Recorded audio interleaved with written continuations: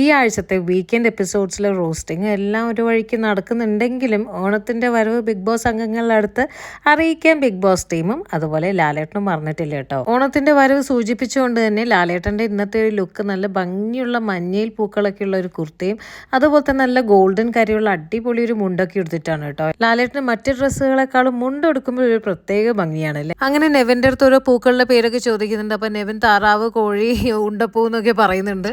നെവിനൊരു entertainer തന്നെയാണ് സത്യം പറഞ്ഞാൽ. പക്ഷേ കളി കുറച്ചും കൂടി ഒന്ന് ഉഷാറാക്കിയാൽ ഒന്നും കൂടി ഒന്ന് കയറി വരാൻ സാധിക്കുന്ന ഒരു കണ്ടസ്റ്റന്റ് തന്നെയാണ്. പിന്നെ നെവിൻ്റെ പൂക്കളുടെ പേര് കേട്ടിട്ട് എല്ലാവരും ചിരിക്കുന്നതും കാണിക്കുന്നുണ്ട്. അങ്ങനെ മൊത്തത്തിലൊരു ഓണത്തിൻ്റെയും ഒരു ഹാപ്പി മൂഡായിട്ടൊന്ന് കൊണ്ടുപോകുന്നുണ്ട്. അതിൻ്റെ ഇടയ്ക്ക് ഒന്ന് അവരെ ഒന്ന് ചെയറപ്പ് ആക്കാനായിരിക്കാം. പിന്നെ കാണിക്കുന്നുണ്ട് അക്ബറിൻ്റെ വക ഓരോരോ കണ്ടസ്റ്റൻസിനെ വെച്ചിട്ട് ഓരോരോ പാരഡി പാട്ട് പാടുന്നത്. ബിന്നീനെ നോക്കിയിട്ട് കൗശലക്കാരി എന്നൊക്കെ പറഞ്ഞ് പാടുന്നുണ്ട്. പിന്നെ അടുത്തത് രേണുവിനെ നോക്കിയിട്ടാണ് പേൻ പേൻ എന്നൊക്കെ പറഞ്ഞിട്ടൊരു തമിഴ് പാട്ടൊക്കെ പാടുന്നത്. അത് കേട്ട് രേണു ചിരിക്കുന്ന കാണിക്കുന്നുണ്ട്. ഈ ബഹളെല്ലാം കഴിഞ്ഞ് ഇനി ഇതൊരു കാരണമാവാതെ ഇരുന്നാൽ മതി ആൾ കരയാനും പിന്നെ വിഷമിച്ചിരിക്കാനൊന്നും. സത്യം പറഞ്ഞാൽ രേണുവിന് നന്നായിട്ട് കളിക്കാം. കാരണം ഇത്ര നല്ലൊരു ഓപ്പർച്യൂണിറ്റി കിട്ടിയിട്ട് ആളത് ശരിക്കും ഉപയോഗിക്കുന്നില്ല. എല്ലാ ദിവസവും ബിഗ് ബോസിന്റെ ലേറ്റസ്റ്റ് വിശേഷങ്ങൾക്കായി ചാനൽ ഒന്ന് സബ്സ്ക്രൈബ് ചെയ്യുക. അതുപോലെ തന്നെ നിങ്ങളുടെ അഭിപ്രായങ്ങളും രേഖപ്പെടുത്താൻ മറക്കില്ലെന്ന് വിചാരിക്കുന്നു.